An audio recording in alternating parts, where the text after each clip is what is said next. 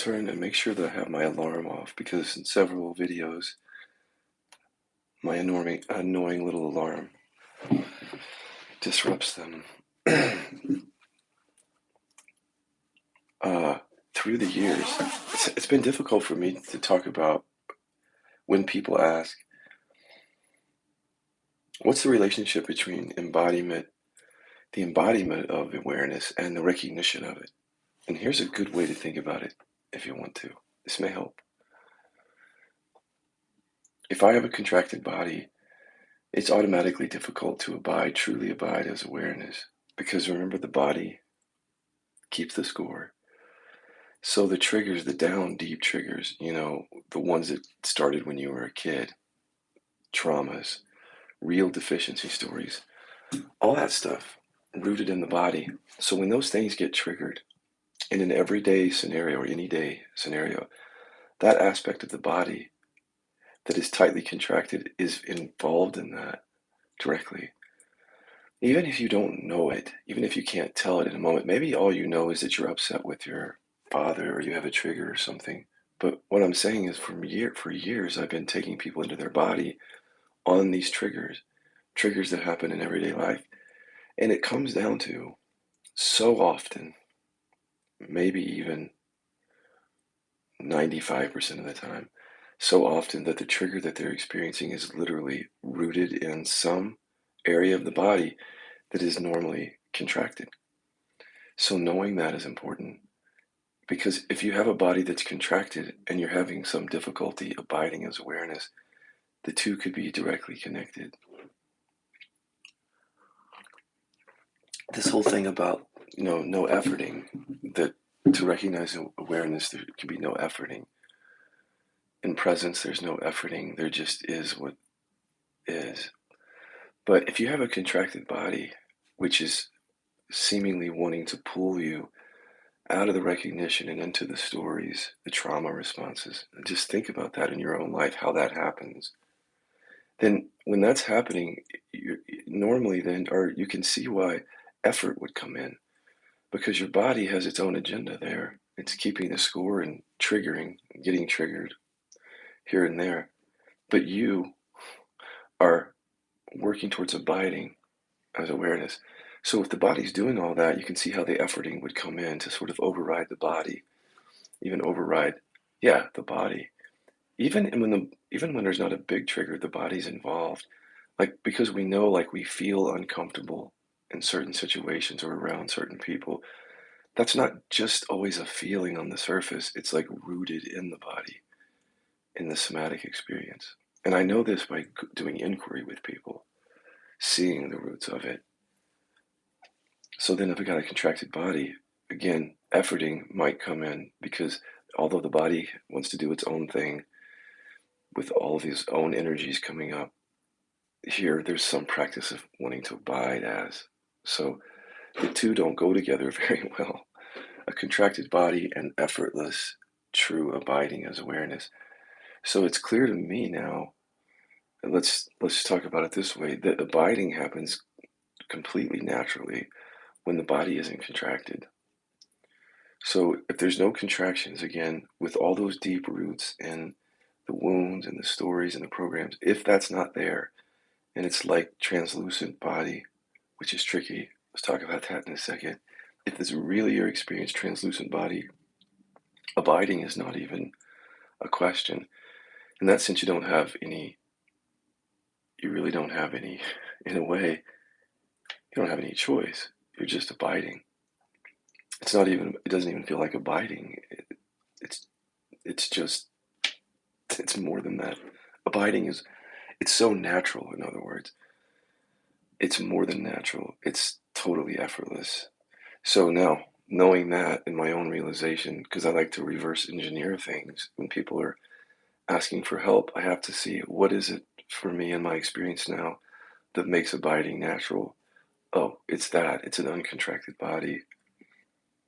So reverse engineering, I would be looking at someone and I would be wanting to ask those questions like, not just do you recognize awareness as your true nature? That's maybe one question, but how's the body doing? How's the stomach? What about the heart? What do you feel there?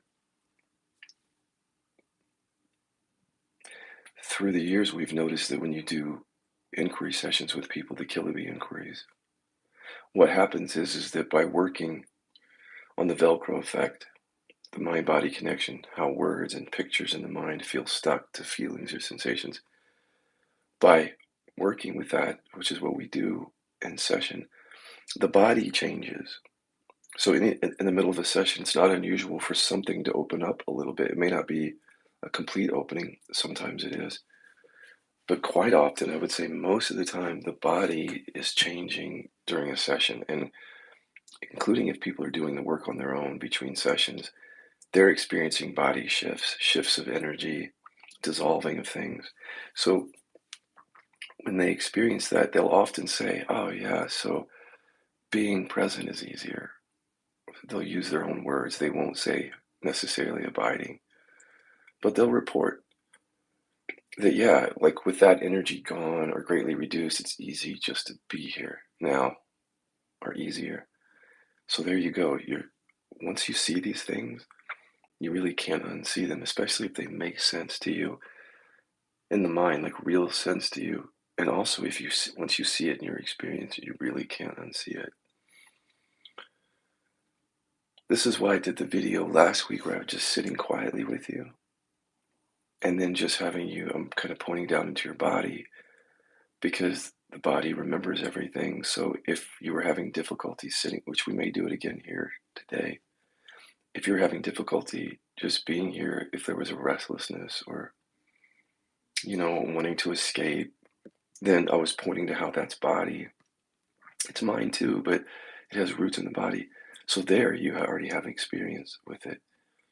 Or if you've ever sat in satsang or with a teacher or in meditation, and for the most part, there's calm abidance or whatever, recognition of presence. Let's say even for the most part, maybe you were really abiding as that.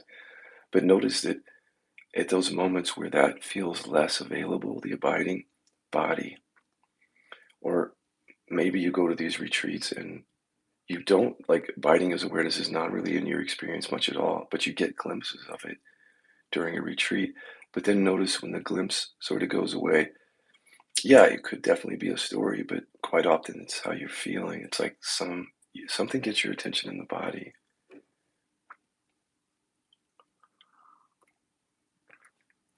I mean, that's where its roots are.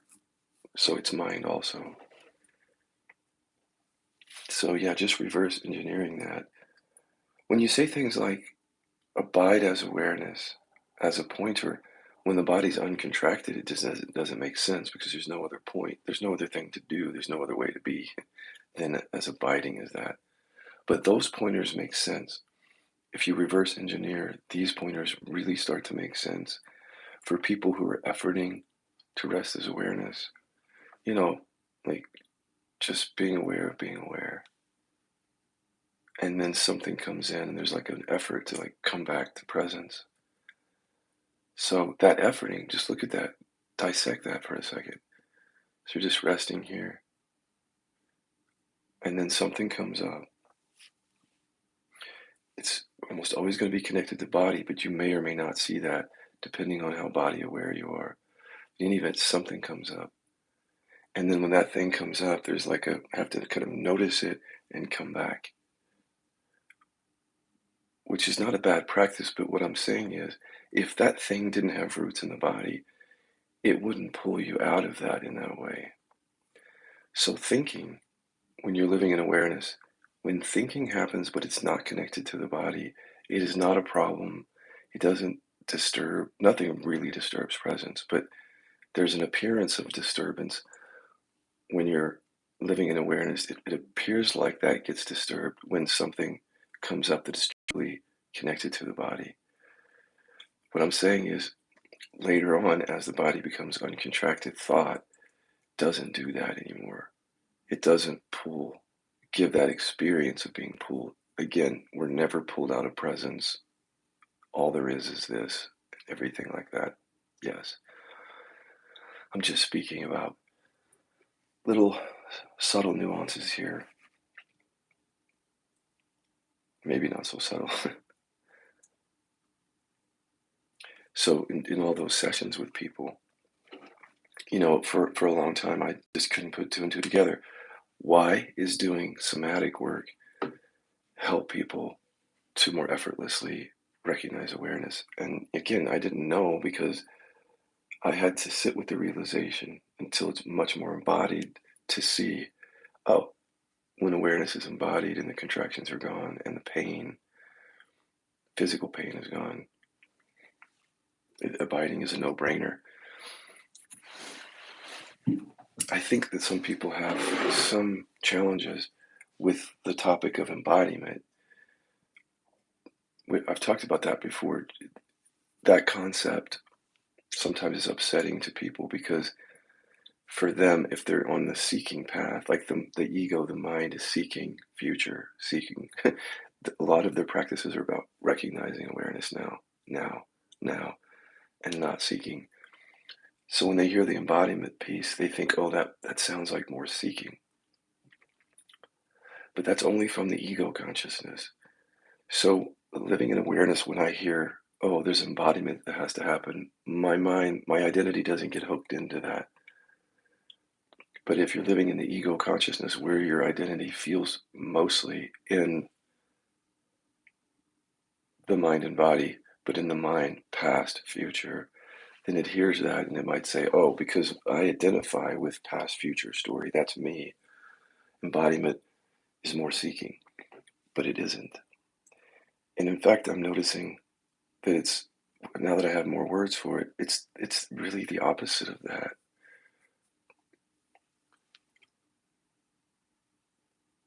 Because as you embody, the abiding as awareness becomes more natural.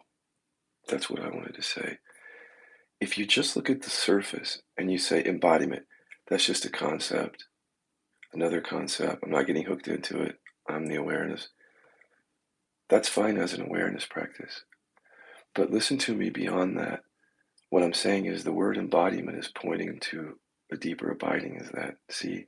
So you don't have to throw that out. And why would you? Now, so there's a lot of people who've come, I mean a lot actually, who've come from an awakening experience or a shift that happened like with a teacher or somewhere, maybe by themselves somewhere. So they come, and then so the recognition is obvious to them. The recognition of non-dual realization, seeing, awareness.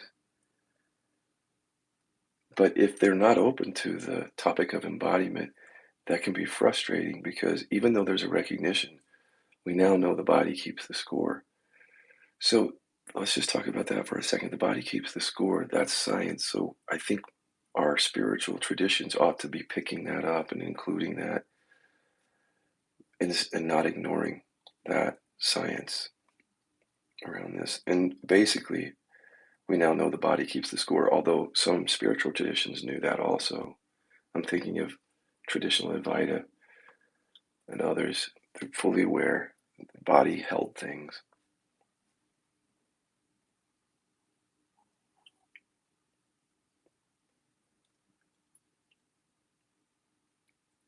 So for me, the awakening and the embodiment is one fluid movement. They're inseparable. So in order, again, to abide as, the body has to be dealt with because it will keep you oscillating. If not,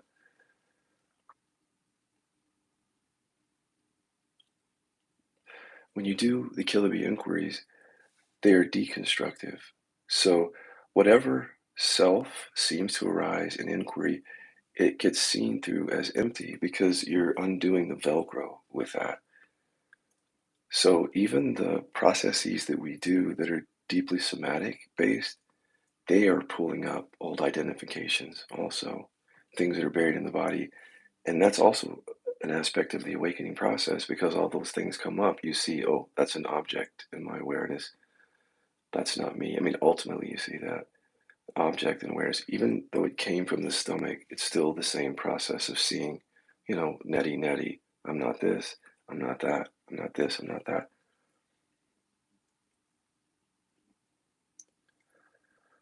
So even the inquiries that, again, are somatically focused, they have it's very common. People will say, by doing this somatic work, and they can actually they can make all the connections for themselves.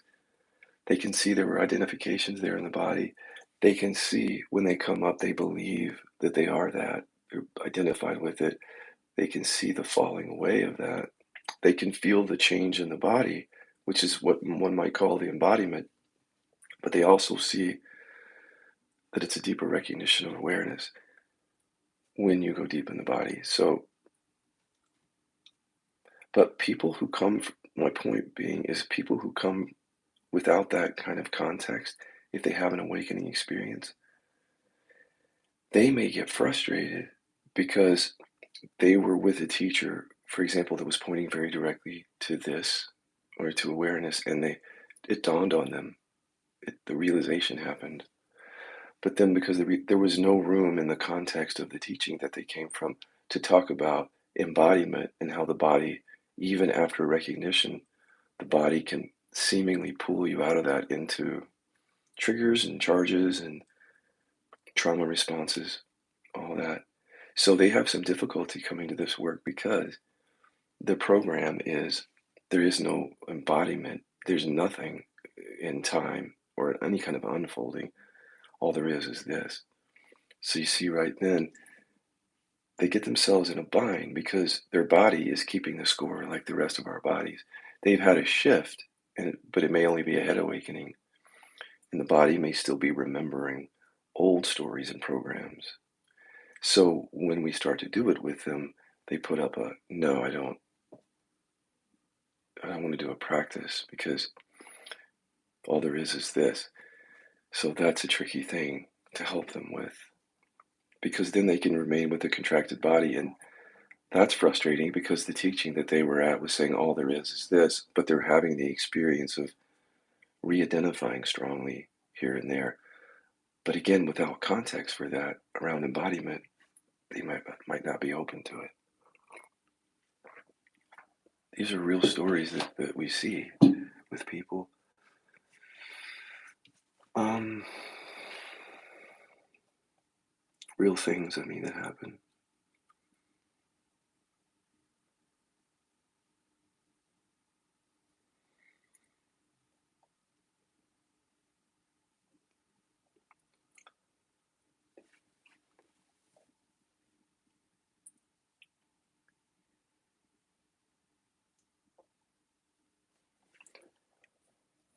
Just more reverse engineering.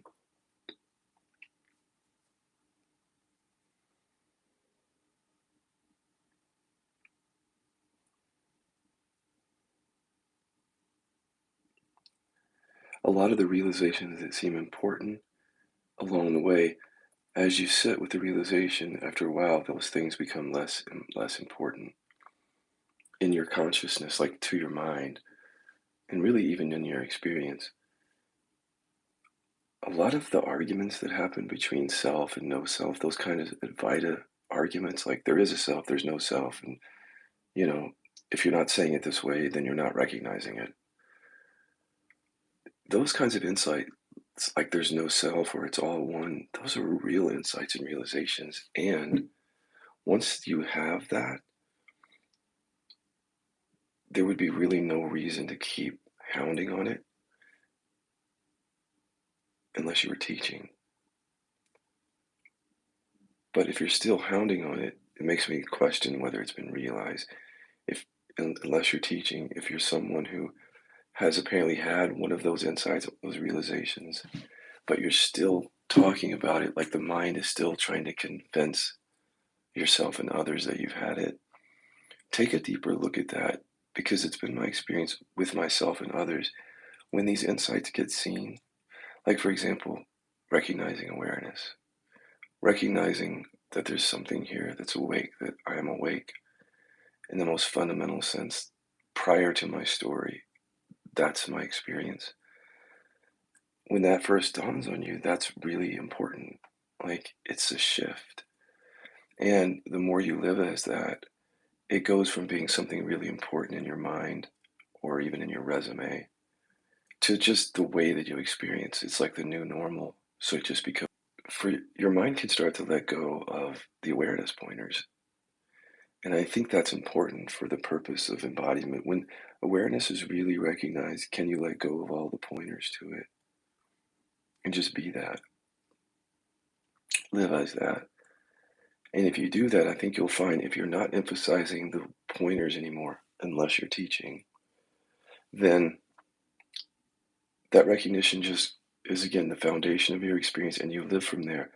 And how that's helpful then is then not being so focused on the insights, the pointers, something new can come in, which might be inquiry, body, the realization. I think what I'm saying is that when I see people who are really repeating things, making a point out of it, convincing energy, meaning there's no self, like really stuck on something, almost like in a religious way, it makes me question, has that really been realized? Because it would be like saying, okay, realizing Santa Claus isn't real, but then continuing to talk about it into your 20s and 30s and 40s, how Santa Claus isn't real. Nobody does that. But this is what I mean. I'm calling things out so we can catch them in the mind to see where we get stuck somewhere. So just like the self not being real or being empty, that's a big deal at first. But as you live with that, like the Santa Claus thing, you don't need to continue convincing anyone of that. If it's in your experience, it's in your experience. But I've seen people hold on to it. And the reason that I'm talking about it is when I see them really holding on to it as like a religious idea, even, very often they're not open to the deeper investigation, especially if the deeper investigation doesn't fit in with their vocabulary in certain ways. So if the thing has become a religious idea, like there's no self or it's all one, there's nothing to do, there's no choice, no chooser, then you could see how if they really identify that with that in the mind, they might not even know that, first of all. They might be thinking that they're just sharing insight, like, or they may not see, for example, that they're doing that. And I think quite often they don't. So in not seeing it, then it's a difficult conversation to have because it feels like that's where the debate comes in. Like they're trying to convince you of the thing that they've realized. And here in inquiry, we're just saying, okay, do you want to look? Instead of convincing and saying, you have it, can you have beginner's mind? Can you look again? But this time, not for the purpose of getting anywhere, not for the purpose of waking up because you're already awake, it's already here, but now for going deeper into, again, the body. The folks that come to me who are really open to the embodiment and therefore the deeper abiding as awareness, they tend not to come with a lot of the non dual language. Like they have that, but they don't lead with that. I think because some of them have seen that just repeating the pointers themselves is not it's not getting them to that deeper recognition. So they become open to something else, which means letting go of what they think they know about non-duality and then just looking again with skillful tools that will show them direct experience what's going on. What's really cool about KI is there's a couple of things about it that I really, really love. One is what it's done is like it's a way of seeing the external reality, the relative reality, like me, you, others, the world, seeing it all from an interior perspective and recognizing that every object out there is only known or experienced if I have words and pictures and feelings and sensations here in my interior experience. So if there's resistance to the thoughts, the feelings, the sensations, then there's going to be resistance to life, to those things that the thoughts point to. So what KI is good at is really illuminating the interior experience. It it's just like if you could see how some of us inquire who've been doing this for a while. It's like if there's a trigger or something, immediately we can pull up the person, ask a question to illuminate the belief there, reverse that to see all the thoughts that supported the belief itself, and then, digging deeper with questions like utility questions that get at what am I even getting out of believing this? And then, and then that falls away, and then you can sort of go back and play. It's a play with interior consciousness, like where else do I believe this? Or over here, there's some energy, and then pulling that up. It's just amazing how it just all unfolds for you there when you have the right question. And you can really start to see the unconscious network of thoughts and then see how they correlate to things on the outside. That's a really cool thing about any kind of skillful inquiry is it's like no longer operating in the dark, so to speak, in your interior consciousness. It's like everything is illuminated. Everything that you're experiencing in your life, you can pull it up, the files of it, and see and feel why it is you believe this or that, and then also see through it, see that it's empty, see that you're not that, and that falls away, and then the problem in the world that you're experiencing falls away with it because the inside and outside are one. The thing that's really cool about KI is the relationship thing. So we've gotten really good at knowing that our triggers and our traumas and the charges arise in the context of relationship. So instead of inquiring into thin air, we're pulling people and objects up to bring the triggers to the surface so that they're not unconscious. Seeing your dad, for example, would more likely get to some root identity that started with that than just inquiring on a meditation mat where there's just space, no dad. But once you pull dad in there, you start to see the mirror of relationship. There's lots of insights that come with inquiry because you're mindful of these thoughts and the connections in every direction. So it's not just realization that's happening, there's insight to be had when you're able to see these things, how they operate in relationship, and not get caught up in the analysis of it. That's another thing. Because as you become more skillful, when you pull things up, you start to see how analyzing it just doesn't work. And so you stop using your mind for things like that, for trying to understand who you are, who other people are. You stop doing that. You stop trying to analyze that or analyzing that. And instead, your experience becomes just about seeing. So pulling up things, seeing, allowing, doing nothing with. For me, that's one of the areas that this do nothing really comes from is once you see something, because you often have to do something to pull up the unconscious stuff. If you don't, it remains unconscious. But once it's up, it really is the art of doing nothing.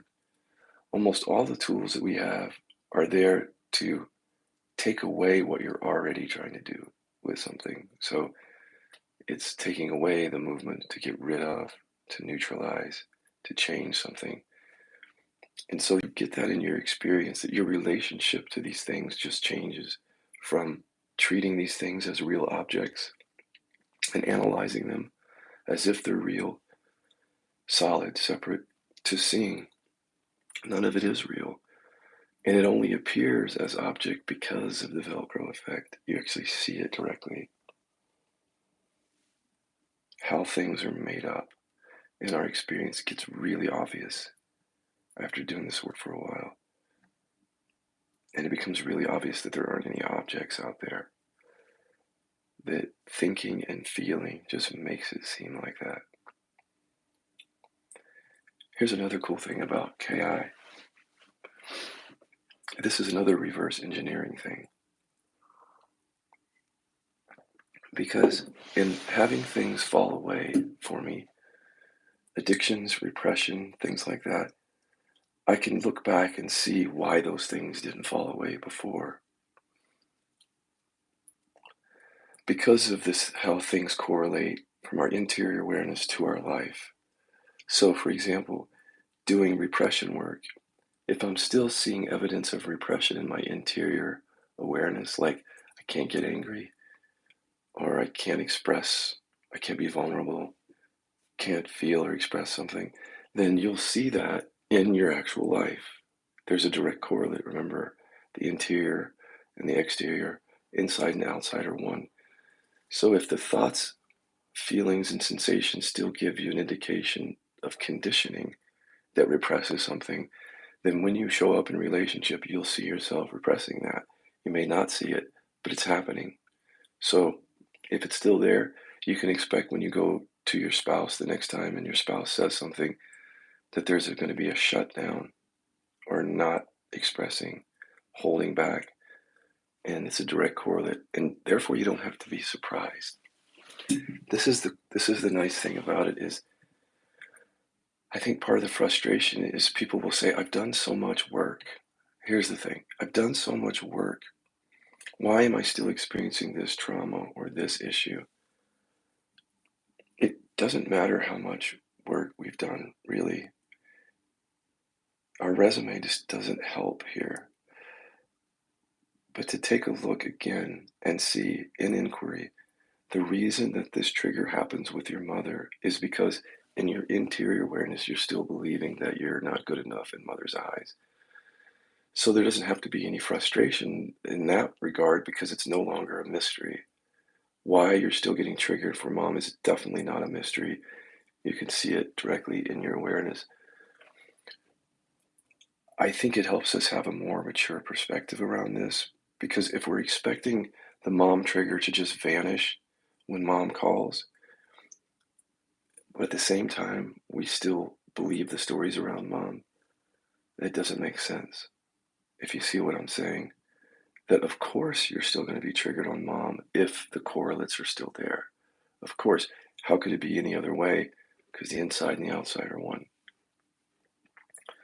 It's nice to see it in the area of addiction because people will come. Some of the old models of recovery, they are often about changing the behavior in the exterior. So put a plug in the jug. Just don't eat sugar. Stop watching porn. Go to meetings or do whatever else. So in the exterior experience, their behavior, they're trying to change it. Stop doing something. But the interior experience is still showing up as preoccupation with that thing. The conditioning is still there of the deficiency stories or the trauma or whatever is driving that, still there in interior experience. But in the exterior experience, you're trying to stop the thing. So to me, this is one of the big reasons or explanations why there's such a low success rate with addiction treatment across the board, is because it's the cart before the horse thing. Now, sometimes people have to put down drinking. I mean, if they don't, they're going to be landing in jail or prison or the hospital, I mean, or whatever else. So they have to. But what I'm saying is the relapsing that happens when you have to stop something can be explained by what's happening in your interior experience to a T. So in some ways, it isn't realistic. Once you've quit drinking or quit some addiction, it is not realistic to assume that you're really done with craving that or that somehow you've put that down completely for good if you still have these correlates. See that? So this helps you really because then it's not a mystery. So if you're in a 12-step program and you keep relapsing every few months or every few years, and when you relapse, the compulsion to drink or use is really there, right? So maybe there hasn't been a lot of change or maybe some change in how you're using the thing. But a lot of people find out that when they relapse, I think that they're surprised to find how they can spiral down quickly or kind of pick up right where they left off before they quit. And I think they're surprised about that, but you shouldn't be. Maybe they're not surprised, but there's no reason to be surprised if you hear what I'm saying. that of course that is going to be compulsive if the drivers are still there in your interior experience. So with a new model, we say use or don't use. That's not our, we don't give advice on that. But just notice that if you're still using something compulsively, those correlates are there in your trauma program, deficiency story, shame, emotional repression. So if you stop, you have to remember that the wheels are still spinning within around that. In a new model, we say that there's a somatic no that arises. So the somatic no is when the body says essentially no, or that feels like a choice, or freedom around some addiction. But that tends to show up only when the correlates are showing up differently. So I've been able to track that directly in my experience and other people's experience when they say that somatically their body just doesn't want alcohol anymore. When you go into inquiry, that shows up exactly like that. The craving, the preoccupation, the drivers underneath it are all lighter or not there. So it's a very natural recovery that way, in the sense that you're trusting your body completely and these things that arise to tell you exactly where you are in the behavior. So then what does someone do if they're not clear in the interior experience, if still trauma is driving compulsion or whatever else, but they have to stop? All what we say is if you have to stop, if sobriety is the thing that you choose, or if it's chosen for you, get really busy on looking at the correlates in your interior experience, because the sobriety might be a very difficult experience to maintain that unless you do some deep work on the stuff in the interior to bring the interior in alignment with your decision to not use. Because as long as the compulsion is there in the interior experience, you're going to feel driven back to the thing or back to something addictively. There's a lot of other examples for this inside and outsider one.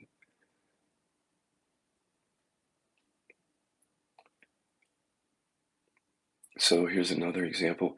With me coming on YouTube and sharing so much of my personal stuff, like the sex compulsion, the anger repression, missing that, for a while, there was shame there and it was very unconscious. So my outside behavior would have been coming onto YouTube and not sharing those things because the interior correlates were there of shame.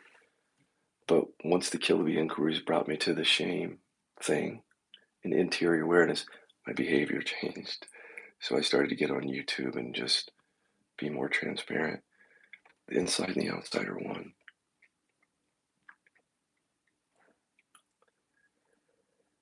One place where I really see it is working with couples. It's really nice when couples see this, or even like a mother, child, is that if they're in some dispute with each other, they'll maybe try to mend the thing or harmonize the relationship again, but they're still triggered. Have you ever had that experience where either you or someone you love, you've had an argument and one or both of you are trying to like move on, but you can't because energetically your body's still holding on to it. So when I'm working with couples, I can see how they're upset and they want to move beyond the upset, but until they deal with what's going on in the interior experience, the energetic component of that, it feels forced in some way. But as soon as the interior experience gets clear around the programs or whatever that you're buying into, then the relationship, the actual physical intimacy, and comes online again.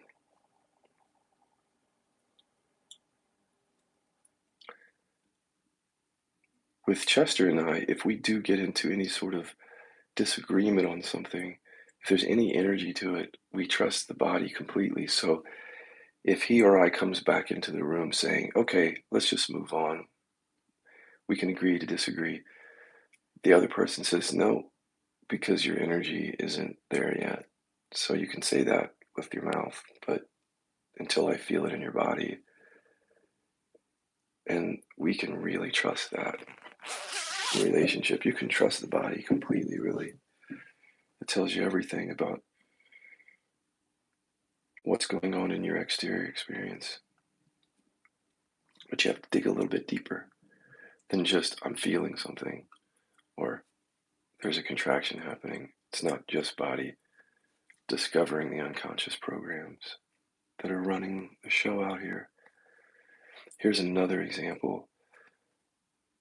I've said before, just to invite you to look, is that all objects, people, and things tend to mirror back the deficiency story. There's a constant pinging that's going on where we bring the stories, we carry the story with us, like, I'm not good enough or whatever, and then everyone seems to confirm it. So going out on a date, they don't want to go out on a second date, confirms, I'm not good enough. Go for a job interview, didn't get it, confirms, not good enough. Constantly pinging that back. Interior, so in life, you'll see it. You'll see relationships that don't work out, jobs that don't work out, sabotage, if you will. Like, it just seems like more of the not good enough thing just keeps happening in relationship. There are direct correlates to that, though. So if you're still believing in interior awareness that you're not good enough, if you're still identified with that, that's going to show up in relationship. And so it's putting the cart before the horse to expect the relationship behavior to change when you're still believing these things. When you no longer believe these things, the relationship just naturally changes. There's more heartfelt connection, love, empathy, authenticity, transparency, all that naturally when the interior is directly met and seen for what it is. Ultimately, there is no boundary between interior and exterior. That's why they are one. But it's okay to make a distinction just to pull people out of the habit of seeing separation everywhere because they're not awake, but also not awake to the correlates, the thoughts that give that sense of separation.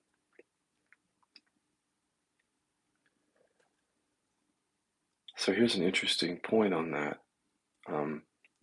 People who awaken to awareness but that don't do any deconstructive inquiry or to see that the objects are empty, not just that your awareness, but that all objects are empty, which just means they're made up of words, pictures, feelings, and sensations.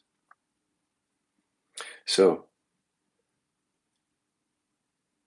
you can imagine how someone might recognize awareness but still get tripped up on separation in different places because there's no investigation into the phenomena that gives the appearance of that. There was a there was a method that started about 10 years ago. I won't list the name, but essentially they would help people see no self. And sometimes the realization went very deep and sometimes kind of surfacey. But there was one person who in that said, okay, so there's no self, but like the university over there is real. Or there's no self, but there really is a Donald Trump out there or something. That's an example of recognizing that one object is empty or even recognizing awareness, but then not investigating to see that everything is like that. Still subtly or not so subtly imputing or experiencing separation in different places. So even to say that there's this inherent university, the investigation hasn't gone deep enough because you're still reifying things, still believing that things exist out there on their own, independent, or they can be experienced somehow, independent of words, pictures, feelings, and sensations. In Buddhism, they say all forms are empty. not all forms except universities and things like that.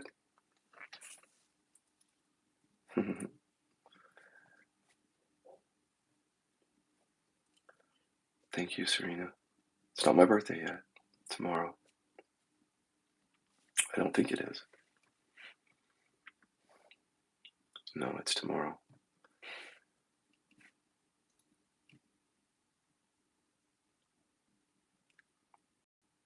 If you took a really radical approach to this, you could see how much this is all play, even though there's suffering, and you would never be afraid to go back to the past because the past is just where it's pictures, feelings, and sensations happening here. So there would be nothing there substantial that you would ever find. But if you don't go there, you might think that what happened there or something is really substantial or real or something. Why would we not go back to the past unless we were thinking that it was real or that there was something there that was inherent? If you turn towards the past, you see the same thing, where it's pictures, feelings, and sensations.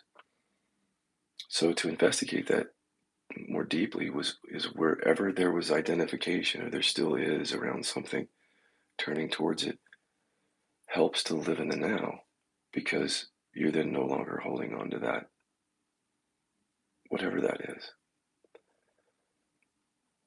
So with this teaching, we don't say things like, forget about the past and the future. Of course, like when you're just resting as awareness, those things come in, you just watch them, they fall away, recognize presence. What I'm saying is, if you change your attitude about that and say, I'm just going to look at that, whatever I'm scared of looking at in the past, I'm going to turn right towards that and see that that's empty and it's substantial. Like, actually do the investigation. Same thing with future. If you wholly dismiss past or future, you might miss in certain areas how you're still buying into separation or buying into the idea that the past holds real suffering or something that's real.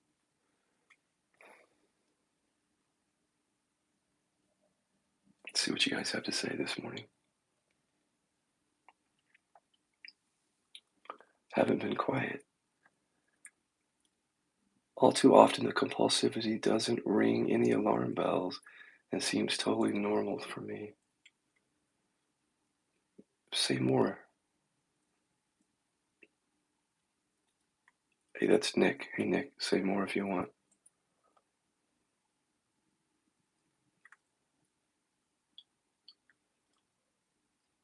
Yeah.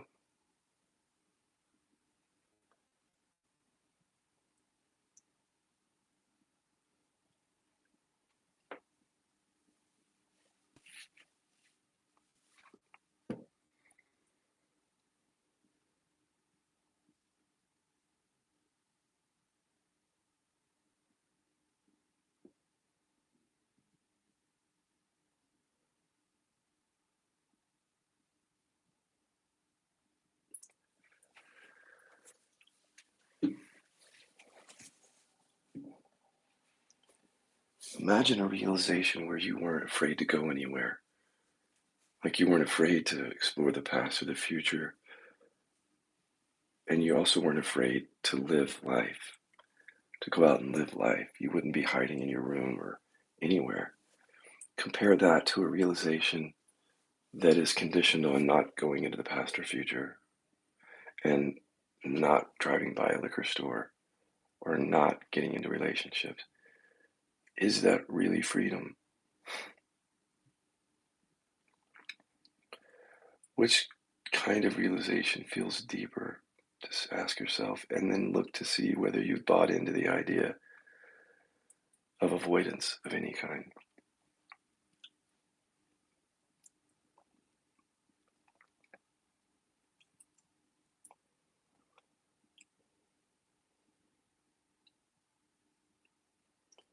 That somehow avoiding is the answer, or that that's the key to freedom. Sit with that one.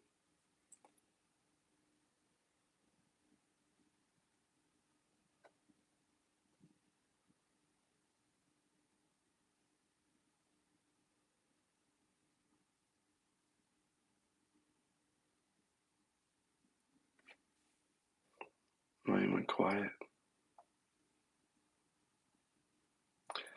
All right, Nick, like smoking, drinking tea a lot, just accepted. No call for inquiry, but maybe it covers something important. Acceptance is a good place to be.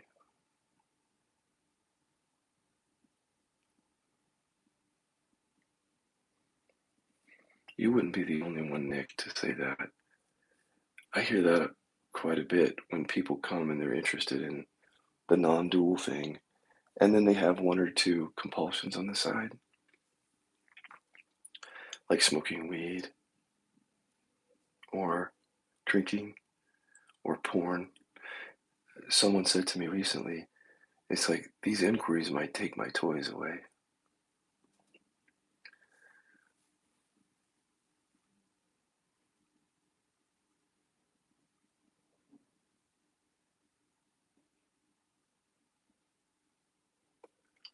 I don't have anything else to say about that because I've seen people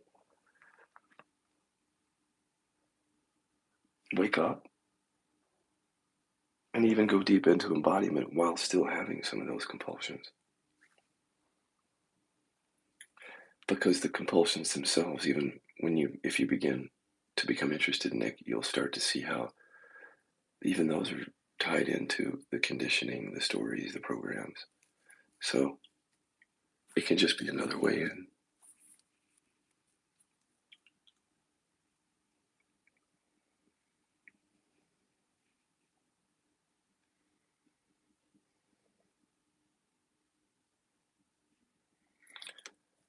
Back in the day when I was practicing a lot, I gave up almost everything but coffee. And for me, I think that helped me simply because it took the focus, it narrowed my focus. And being compulsive about a few things, my focus was on the thing. So in the course of any moment, it's like, do I just be, do I investigate, or do I use something? And when it's compulsive, it would just take my attention up. So for me, I had to sort of let go of those things to go deeper. But since then, I've seen people literally wake up through like a porn addiction or embody the awareness by working on a compulsion. So there you go.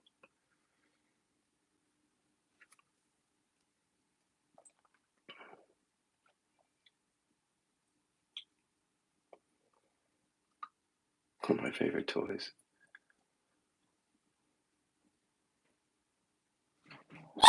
Uh-oh.